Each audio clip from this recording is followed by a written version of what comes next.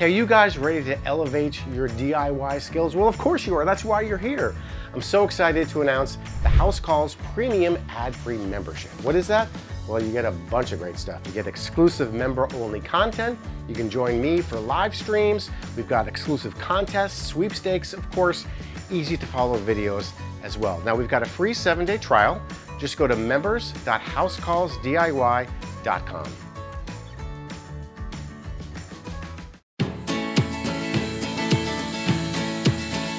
We make things. We use our hands, minds, and machines to build, to fix, to improve. We're known as do-it-yourselfers, home improvement fans, fix-it fanatics, inventors. At our core, though, we're all makers. So let's jump in and make something. Hi, I'm Ron Hazelton. Welcome to the show. Today we're going to build some display and storage shelves that have no visible supports or braces and appear to float on the wall. Then I'll demonstrate a few different ways to cut several pieces of wood to exactly the same length every time. Trying to drill through a pipe or dowel can be a slippery proposition. This simple device can change all that. Finally, a 5-in-1 painting tool that actually has 7 uses.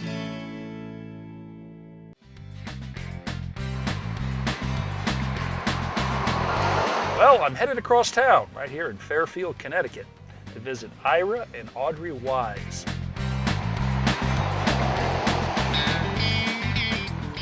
Our son Harper's room is like wall-to-wall stuffed animals. What I would like to do is give him a place so that we don't have to have piles of stuff everywhere. It drives me insane. No question about it, what's needed is a zoo on the wall, so I'm headed over to their place. Hi. Hey, Audrey. How are you? Hey, how you guys doing? Very Great, well. thanks for coming. So you got a toy storage crisis, huh? We have a big problem. It's a big toy story. Why don't you guys, should we go take a look at the space? Absolutely. Sure, Okay. come on upstairs. So this is Harper's room. Yeah. Yep. I can't help but notice there's quite a collection of stuffed animals here.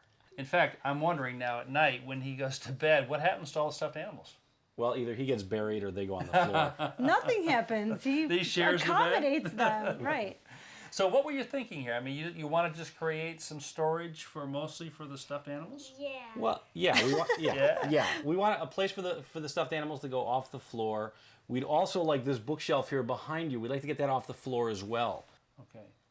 So then the thought is to try to use the walls for storage? Absolutely. And to get all this stuff off of the countertops. So Ira and I head back to my shop to draw up some plans. Ira, pull up a seat. Now this is some easy to use design software called SketchUp. I think we can have some fun with here. Let me open this up. So I thought what we'd do first of all is we'd create Harper's room here.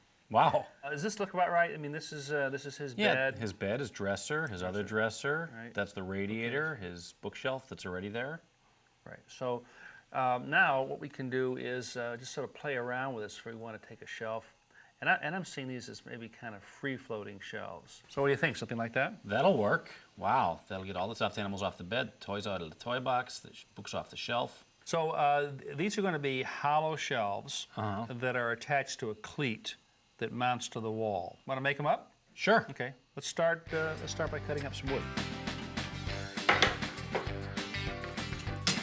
All right. You move around here, Ira. All right. You just kind of keep it snug up against the fence there. Okay, nice and easy. Okay, Ira, bring that into 9 1/4. All right. Okay.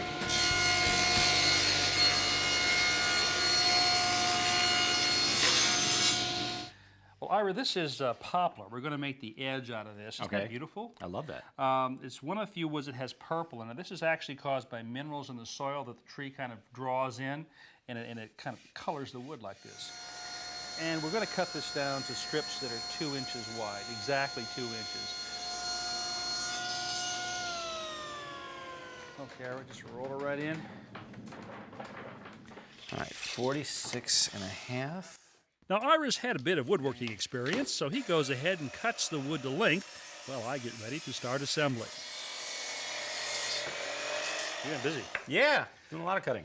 So, you know, what we sort of got here is a shelf kit, at least enough for a couple shelves right here. The concept behind this shelf is it's sort of like a hollow core door.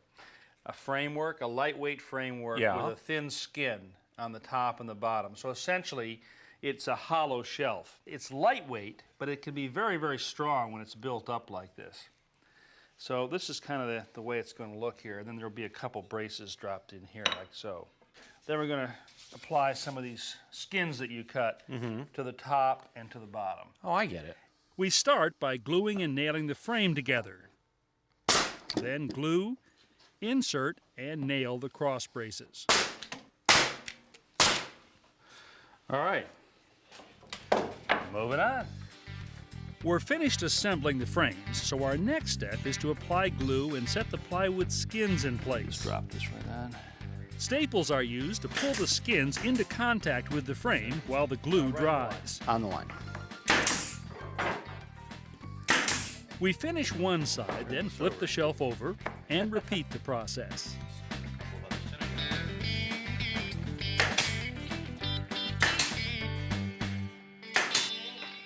So there it is. This is really tough. Let me show you. I don't believe this. I mean, I can talk about this all day, but you know, let's put it to the real test. Have a seat. Have a seat. Now, we're not exactly skinny guys, are we? No. But it's holding us. All right. So no question about the strength on this, right? It'll hold. Now, though, we got a little appearance problem here because we're seeing the edge of the plywood. Okay. So what I want to do now is take some of that popper that you ripped earlier. Now, you've already cut that Right. one You had me miter bevel it, or miter one edge. here. Right. And now just slip that down so that the inside of the miter is right in the corner. Looks good. All right, now I'm going to come in and just draw a line right here. And then what I need you to do is just cut another miter back in that direction. Okay, I got the other end done. Excellent. Okay, let's just pop that right on there.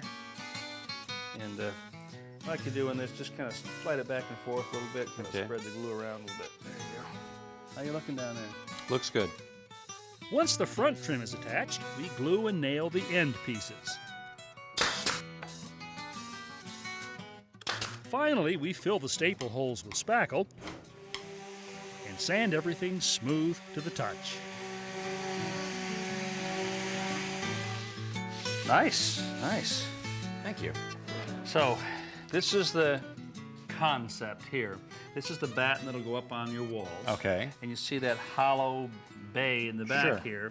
here. The shelf will slip right over that. And that's what's going to hold it up in place. So, why don't you run that one out? Okay. I'll grab the next one. Alrighty. Now, we're taking our assembled shelves back to the house, where I'm getting a helping hand from Audrey and Harper. Should we paint? We should paint, but I need a lot of help. I need You have some. not rolled before? I don't believe so, no. Okay. Very, very simple. Grab the roller. Alrighty. Harper, you got your roller? Okay, put your roller in the paint. Go ahead and kind of roll it back and forth. All right, you ready? Roll away. Oh, you guys are good. Alrighty. Oh, Harper, you're doing a great good. job. What do you think, pal? Fun. We're doing a good job? That's a very good job, Harper. You know what this is called right here? What? That's called a holiday. You know why? Because the painter took a holiday and didn't get quite enough paint on there. Were you on holiday? Just roll back over that. Make it all white, nice and white. Okay, there you go. Oh, attaboy. Hey, Harper, check it out. We finished at the same time. Cool. And I pronounce Ta-da! at a tie. Yay! To help Audrey visualize where on the wall the shelves should go, I suggest she use painter's tape to experiment with different positions. Well, Harper's got his opinions too. Right under it. Right under it, but then we don't want it to hit the lamp, right? What do you think? A little bit down. A little bit down. Well, let's check it out. So we'll put books on there and maybe some toys you don't need too often up there. Once the shelf locations are settled, the tape is removed, and Harper and I draw in some level lines. I want you to hold the end of this. It's a little heavy. Are you strong? Okay, Yeah. hold it up. We're gonna put this on the mark like that, and I'm gonna. You see those bubbles? See your bubble here, right there. Yeah. You let me know when that bubble's right in between the two lines. Okay. Just say now. Now. Now? Okay, that means this is level. Okay, so I'm going to draw a line across here. Now it's time for Mom and I to attach the mounting strips. Now we're going to screw that to the wall. We've drilled a hole here. Every place there's a wall stud. So if you can hold that up, I'm going to put the first screw in right here, and then we can kind of adjust that board as we go. And here we go. I'm going to have you run the next 2 screws in. Like that?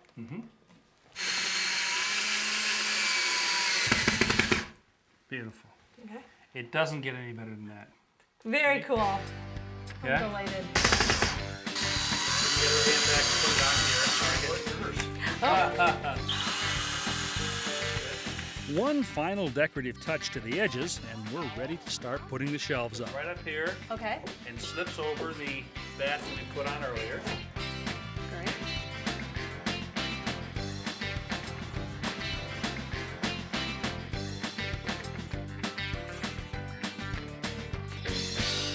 Hi, Harper.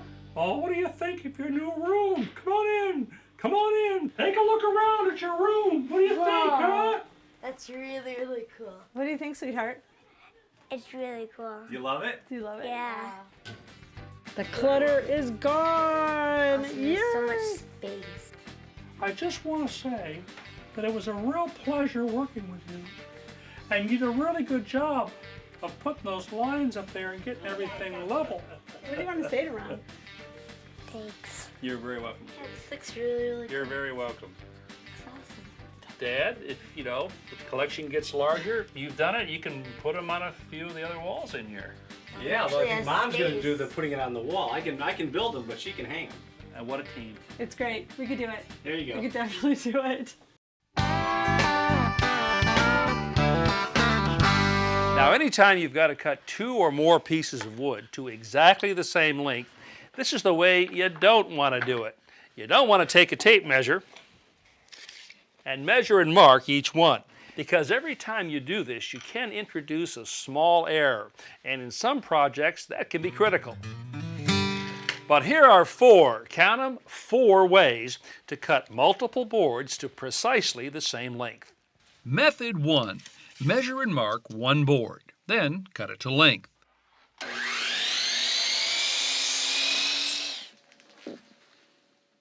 Write pattern or sample on the cut piece. Now, instead of measuring and marking additional pieces, use the pattern. Make sure the ends are flush and use a sharp pencil for the marking. Now remember, it's important to use the same pattern every time. If you start changing patterns, you can start changing the length of the wood you're cutting. Now the second way to cut multiple pieces to exactly the same length is to lay them down on a bench top, square up the ends, clamp them together,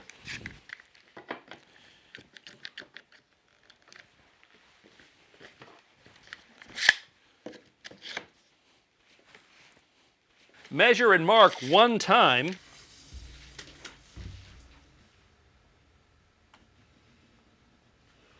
and then cut all 4 pieces at once.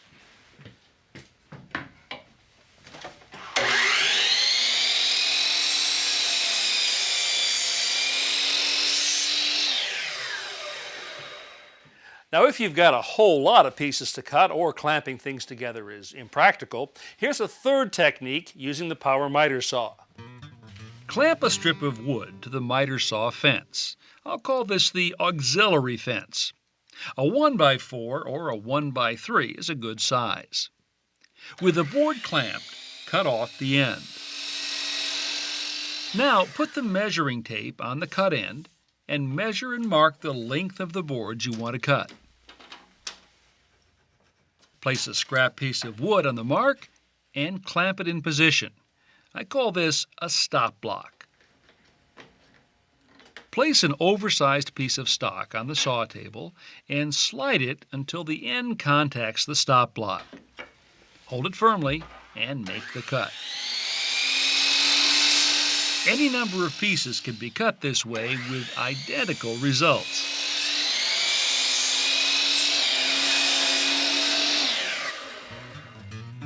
And finally, here's how to use that same stop block technique on a table saw. In this case, I'll screw the auxiliary fence to the table saw miter gauge.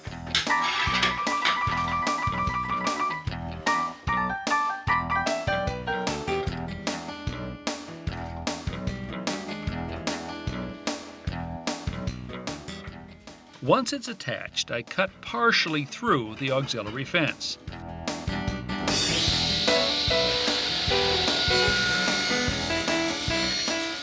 Then drop the end of the tape into the saw kerf, measure down the fence, mark the finished length of the boards I'm cutting, and clamp on the stop block.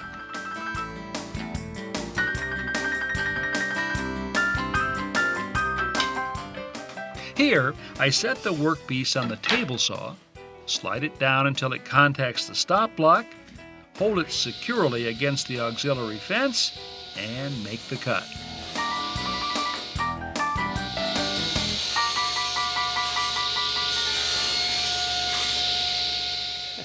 Well, you can't get much better than that. 4 ways to make repetitive cuts that are virtually identical.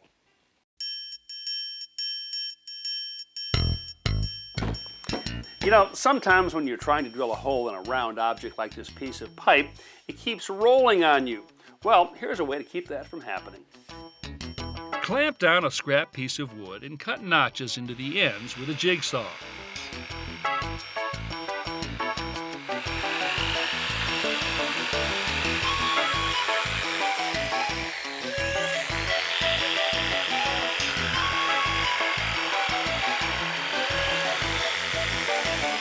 Then cut off the wood a couple of inches below the bottom of the V. Set the pieces on the bench top.